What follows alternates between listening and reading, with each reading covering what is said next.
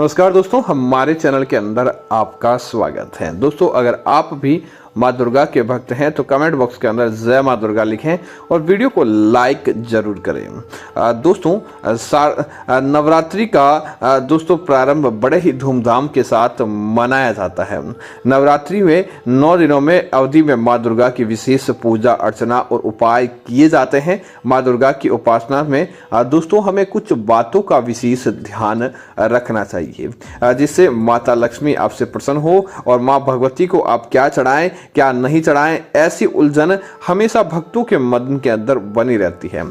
दोस्तों, शास्त्रों के अंदर कुछ ऐसी बातों का, ऐसी चीजों का जिक्र किया गया है जिसको चढ़ाने से माँ दुर्गा अशुभ फल प्राप्त करती है। ऐसी चीजें चढ़ाने से आपको बचना चाहिए और नवरात्रि के दिनों के दौरान इनका विशेष सावधानी आपको रखनी चाहिए, ताकि आपके जीवन के अंदर अच्छी चीज देखने को मिले, न कि माँ दुर्गा आपसे नाराज हो जाए। नवरात्रि में माँ दुर्गा की उपासना के 9 रूपों को पूजने का विधान है। माँ दुर्गा के हर स्वरूप को अलग अलग रंगों के पुष्प अर्पित किए जाते हैं। नवरात्रि के दौरान इस बात का ध्यान रखें, माँ दुर्गा को हमेशा ताजे, खुशबूदार और लाल रंग के फूल अर्पित किए जाने चाहिए। माँ दुर्गा को बासी फूल अर्पित करने से बचना चाहिए।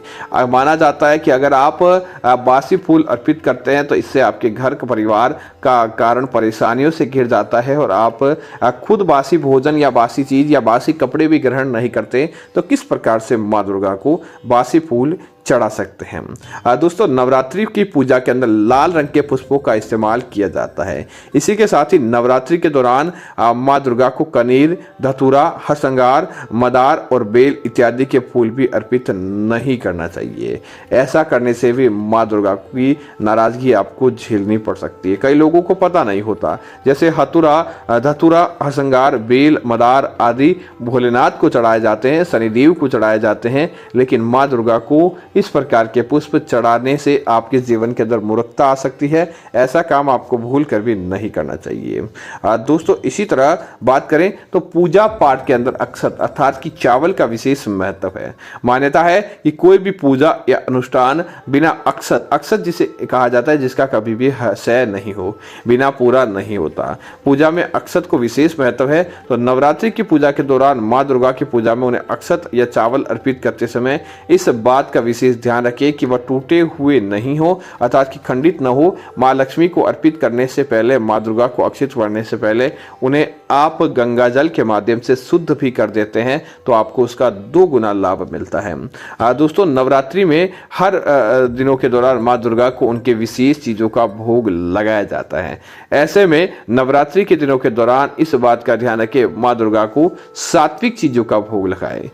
भोग की वस्तुओं के अंदर लहसुन और प्याज संपर्क में नहीं आने दे। नवरात्रि में कोशिश करें कि माँ दुर्गा को दूध से बनी शुद्ध मिठाइयाँ ही चढ़ाएं। ऐसा नहीं हो कि माँ दुर्गा को कुछ भी चीज चढ़ा दें और वह चीज अच्छी नहीं हो, तो आपको उसका नुकसान देखने को मिल सकता है। इसीलिए आप इस बात का ध्यान रखें ताकि आपको उसका फायदा देखने को मिले, ऐसा चीज आपको नुकसान नहीं दे। दोस्तों, नवरात्रि के दौरान विशेष तौर से कलश स्थापना भी की जाती है और कलश स्थापना के लिए नारियल का प्रयोग किया जाता है। दोस्तों, ध्यान रहे कि अगर आप कलश स्थापना के लिए नारियल का प्रयोग करें तो पूजा के लिए आप साबुत वाले उस नारियल का प्रयोग नहीं करें, हमेशा जटा वाले नारियल का ही प्रयोग करें, क्योंकि माँ दुर्गा की पूजा के अंदर जटा वाला नारियल ही चढ़ाया जाता है। और दूसरी बात यह है कि जो जटा वाले नारियल का आप उपयोग कर रहे हैं वह टूटा हुआ या खंडित नहीं होना चाहिए और पहले से किसी पूजा के अंदर इस्तेमाल नहीं किया हो। आपको नया नारियल ही लेना है, इस बात का ध्यान रखें। दोस्तों, इसी तरह अगली चीज की बात करें तो माँ दुर्गा की पूजा करते हैं तो उस समय आपको शुद्ध सात्विक होना चाहिए। चमड़े की चीजें पहनने के बाद या अपने पास चमड़े की चीजें रखने के बाद माँ दुर्गा की पूजा आपको नहीं करनी चाहिए। ऐसा करेंगे तो आपको उस पूजा का फल प्राप्त नहीं हो पाता है, किसी प्रकार का दुख दारुण्य भी रह जाता है। दोस्तों, माँ दुर्गा सुहाग की निशानी मानी जाती है, शक्ति की निशानी मानी जाती है।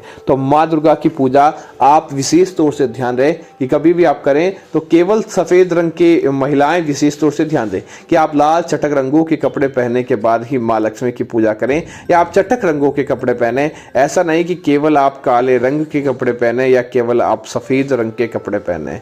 ऐसे केवल इन रंगों के कपड़े पहनने के बाद आप पूजा करते हैं तो आपकी पूजा अधूरी मानी जाती है, उस पूजा का लाभ आपको प्राप्त नहीं होता और आप अपने घर परिवार के अंदर उसकी खुशियां नहीं देख पाते हैं। इसीलिए विशेष ध्यान रखें, माँ दुर्गा की पूजा करते समय अपने कपड़े सफ़ेद या लाल रंग के या काले रंग के नहीं होने चाहिए। उम्मीद है जानकारी आपको अच्छी लगी होगी। धन्यवाद। जय श्री राम।